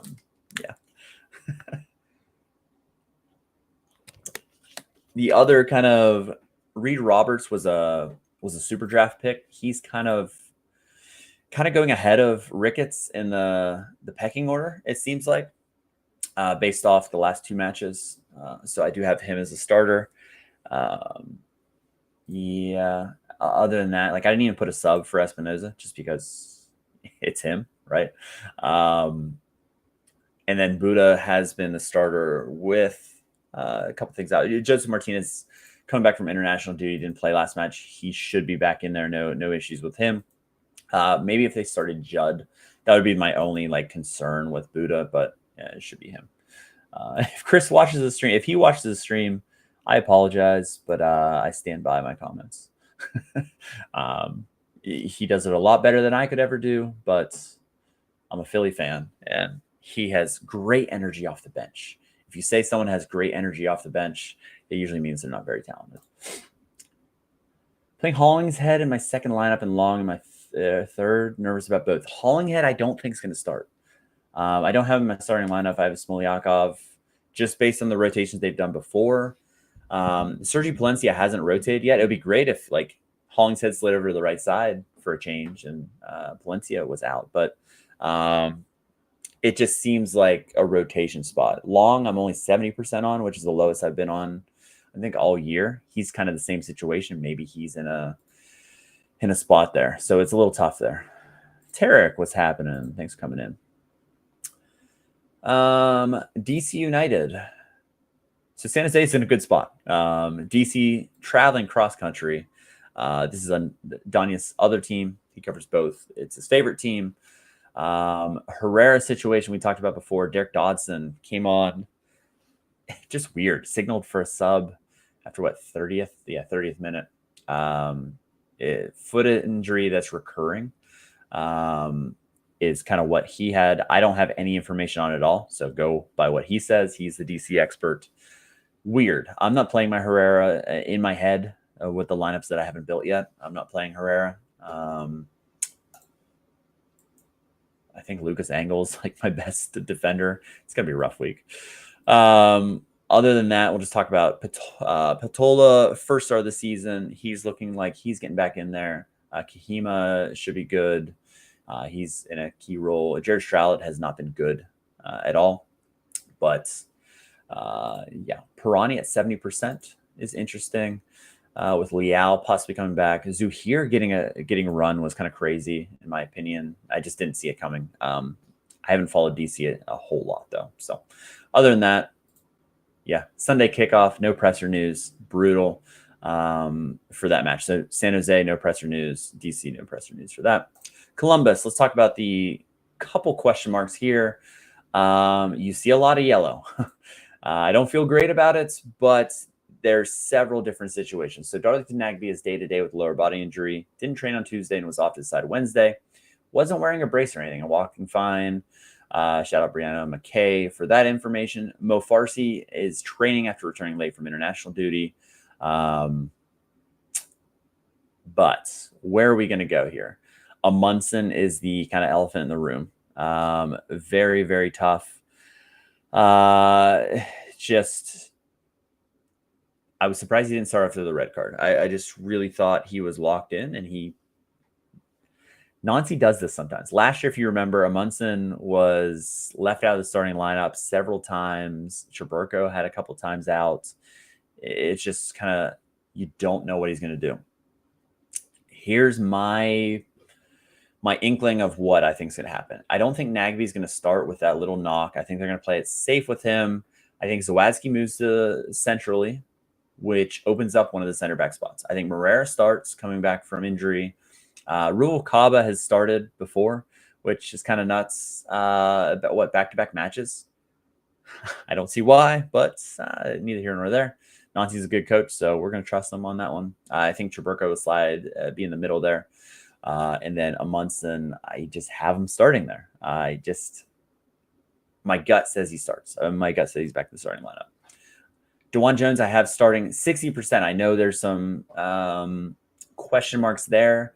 Arston, if he plays that left attack midfield role, that's what all entails there. Whether or not DeJuan Jones starts, if Arfston doesn't play in there and they go like AZ Jackson or something else, I hope they don't. That's the way that I would see that. Chambos 90%, Rossi 90%, Russell Rowe 90%. You feel good about those guys.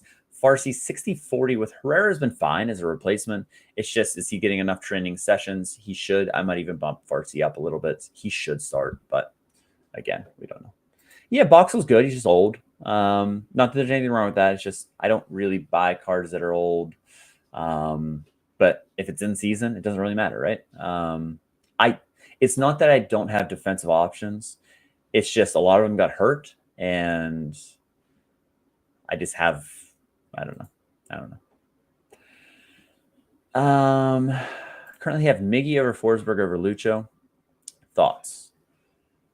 I don't hate that. I don't hate flip-flopping Forsberg and Miggy as well. I don't think there's a lot in between them. I think both are good calls. I think Miggy and Forsberg will play well. Lucho could play well as well, but I think you're right to have him third.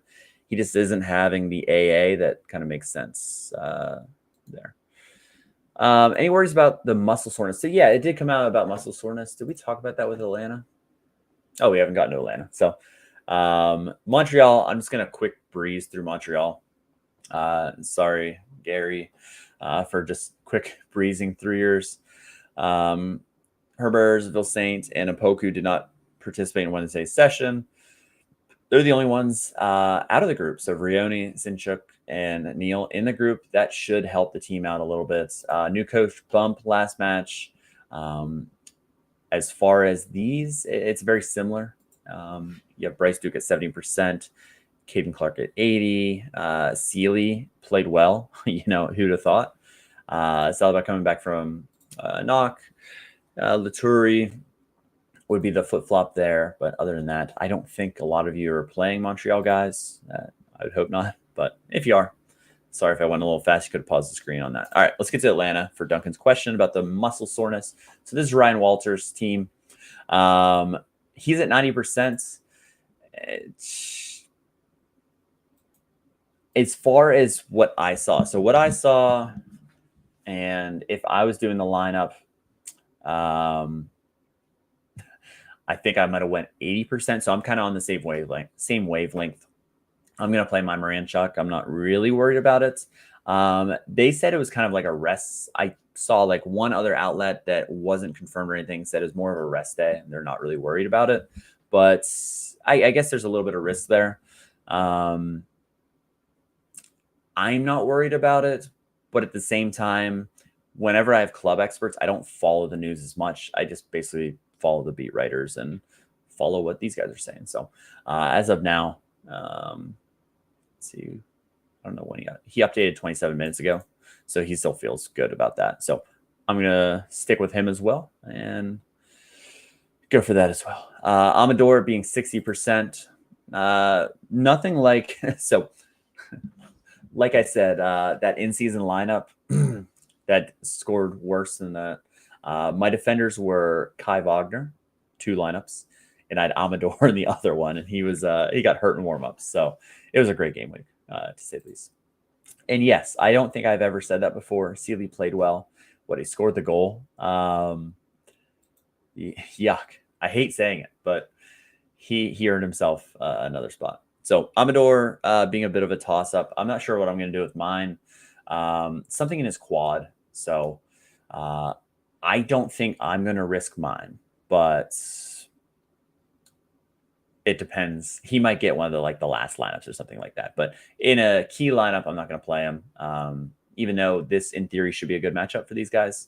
Yeah, he's day-to-day. Sliz is day-to-day as well, so there is a little bit of question marks there. But yeah, maybe Matt Edwards plays that left back spot. FC Dallas. So Daniel's here. I'm struggling a little bit with FC Dallas, just a couple of the positions. Just some question marks. I haven't made any updates. I need to go back through and look at anything I might have missed. The back line seems pretty straightforward. The big news was Marco Farfan out 2 months after surgery. So Nolan Norris was kind of testing out the position last match, so that's why he was out of the lineup. And he should be the starter there. The only way I put Abubakar as a possible, maybe they go 3 at the back if they weren't satisfied with how Norris played, but I'm 80% on him.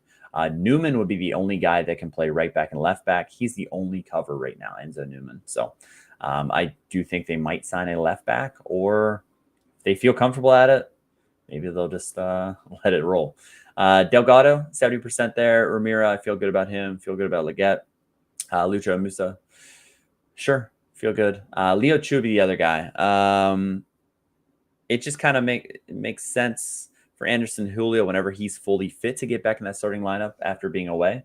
But I don't think he's going to start. That's why I went with Leo Chu, and I only went 30% on Julio. Farrington would be the other guy that has possibly a chance. Pedrino and Kamunga kind of are falling by the wayside, especially in this 4-3-2-1. They just don't fit as well. They could play these spots, but that's why I don't have them in there. Oh, here we go. Podcast didn't indicate if Julio would be ready to start. I really hope he does start over Chu, but who knows? Okay, yeah. I'm leaning Chu. And if I could go low, so like Sir Inside now, you can only put 60% on a starter as being lower, even though like I do the spreading out of percents. I can't show it. This would have been one where I only went 40% on Leo Chu. I know it's kind of a cop-out to start, but I would have spread it out a little bit. That is one thing I wish we could do, but we are moving away from that at Sir Inside to have at least the starter have at least 60%. So I try to just spread out the percents elsewhere if I can, or I'll make a note. If like, you know, like this guy, I probably should have put a note down here that it's more 40%. In my opinion, like I do like doing a 40-30-30 just based on if it's a true toss-up, which that is a true toss-up in my opinion. All right, last one.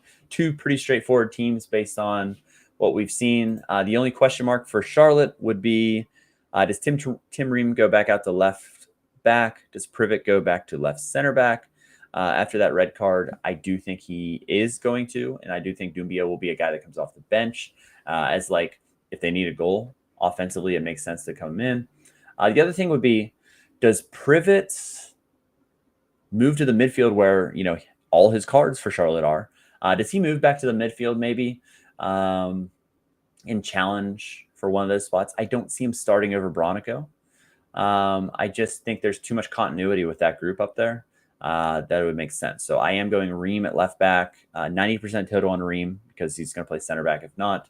And then Privet, same kind of deal there. So pretty straightforward with them. And our last team, I briefly talked about Brugman being out of the starting lineup, but a couple toss-ups just based on form, just based on just a couple things going on. So Andy Nahar did come on for Bauer. Bauer never scored in MLS before, and he has goals in back-to-back matches. So that's why he's 40% current form, or sorry, 50% total. Current form, sure, you could start him again over Andy Nahar. Andy Nahar was coming back from international duty. So that's kind of why he was in the starting lineup to start, but it's going to be a toss-up just for this match. Nahar is the starter moving forward. It's just Bauer.